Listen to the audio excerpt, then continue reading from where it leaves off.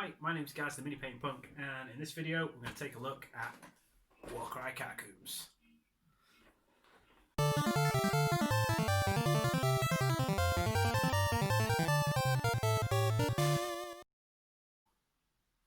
So, I've just received in the post the new Warcry Catacombs starter set. Let's take a look.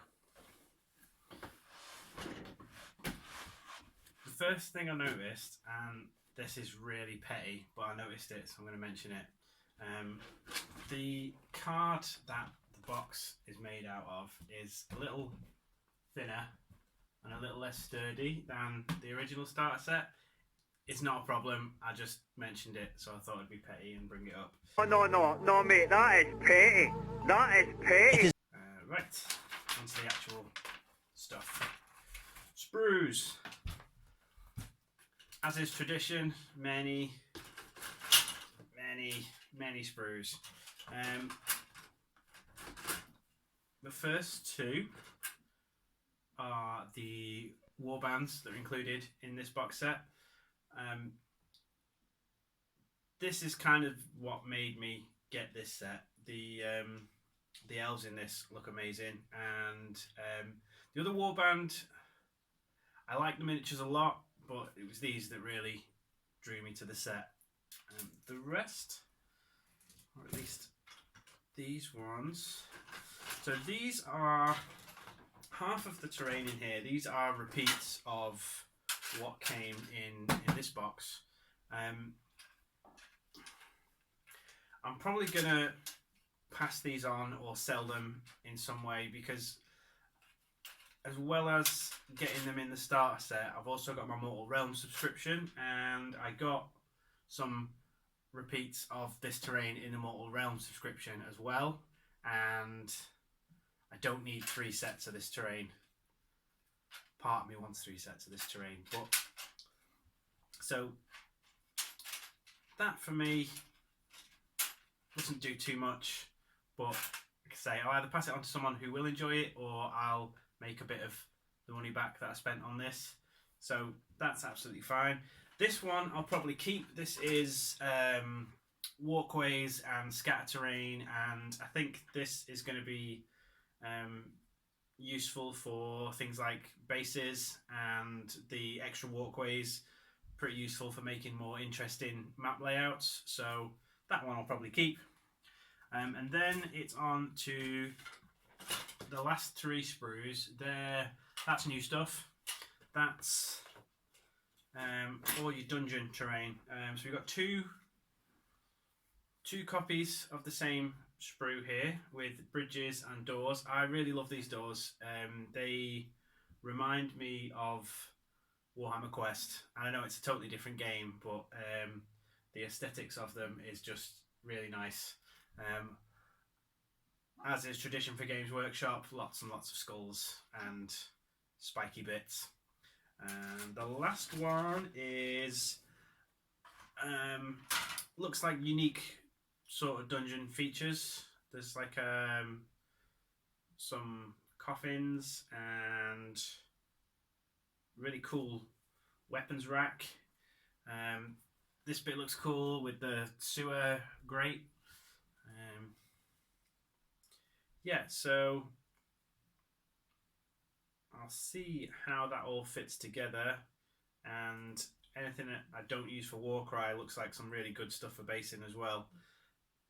Cool, right, that's the sprues. Then we have separator. Oh, they did this with the last one. Nice lovely big bit of art on this as well, that's cool. And right, this is the board, and the tokens, and I need something sharp. I'll do. Right, let's have a look. So the tokens I already have, because I think I'll have to check. I think they're the same tokens that came in the original Warcry set. So they'll probably get passed on somehow. Range ruler, you can never have enough of those. And the board. Now, one side of this is the same as the board from the last release, and that's your overground terrain. And then the interesting one for me, well, for anyone who's got the original starter set, is the dungeon side, and that is cool. Lots of lava, interesting rooms. I'm interested to see how dungeon fighting differs from overground fighting. I think the fact that there are like little rooms and stuff is going to make some interesting combat, and some nice inspiration for bases here with all the cool lava effects. Yeah, awesome. Right, what else? So looks like we've got the books here and the cards. I'll just get into this.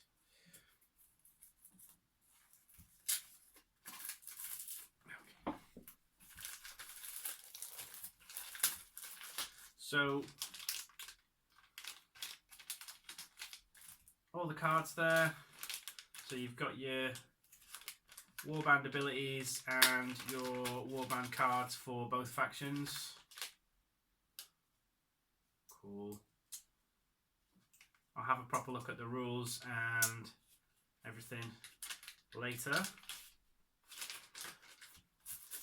Then we've got, looks like the build instructions. Right. 2 books. So from what I understand, I think, yeah. So this is the core book that came with the original Warcry release. Obviously I've already got this. Again, I'll either pass it on or sell it. I think Games Workshop sells this for about 25 quid. So along with the terrain, I could probably, if I wanted to sell it, I could probably make a decent amount of what I've paid back, or I might just pass it on to a friend. So that's a copy, and then this is the new book, which is, it's a little thinner, but it is supplementary to this. It is 64 pages. I'm going to imagine that a good deal of that, let's see how much of that is fluff. Fluff and art. So about page 26 is fluff and art stuff, and then we're into dungeon battles. So it looks like dungeon battles are their own thing, and they have their own unique rules. Cool. I will have a proper look into those later. Right, what else have we got in the box? Bases. Oh, nice. Bags for things. All your tokens and dice, and looks like there's more than you need. That's cool. More dice. Again, if you've got the core set, you've probably got these already. More dice is always good, but again, I've probably got enough to sort of put together a sort of mini Warcry set that I can either gift or sell with these. And bases. And that's everything that's in the box. I'm going to go and take a quick look at the rules, and I will give you my first impressions. So I have had a quick look over this. Obviously, with the UK going back into lockdown, it's going to be a little while before I can actually play test any of this. There are so dungeon battles are, yeah, they're different to overground battles, and there's different.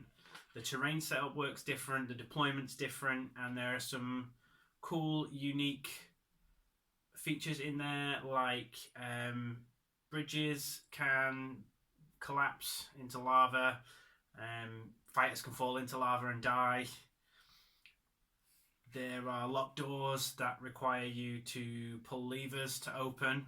So there's some cool new stuff in there, and I like the way it seems the deployment works. It seems it doesn't work off the deployment cards from the first set. It has its own thing with dungeon entrances, and probably my least favourite thing about the original Warcry is the deployment cards.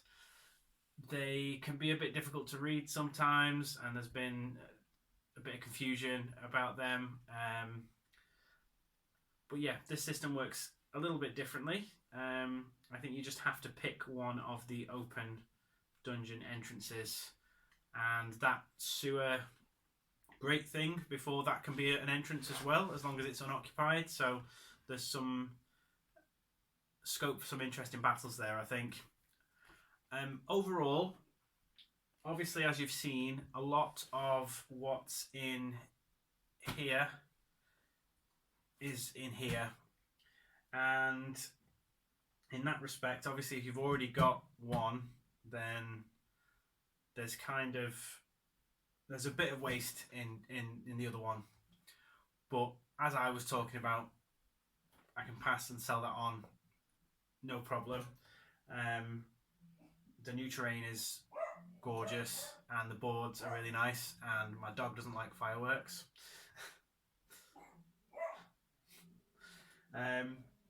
Yeah, I'm glad I've bought it. If you've already got the first set, I don't know if it's worth waiting till they release some of this stuff individually, which I'm sure they will. I've got a feeling, though, if by the time you get around to buying, if you want the warbands and the dungeon terrain and the Catacombs book, I've got a feeling you're probably going to be approaching close to how much this cost anyway. So for me, that's great. And like I say, if I do sell some of it back, I will make some of that money back as well. So it'll definitely work out the better option for me, wanting all that stuff.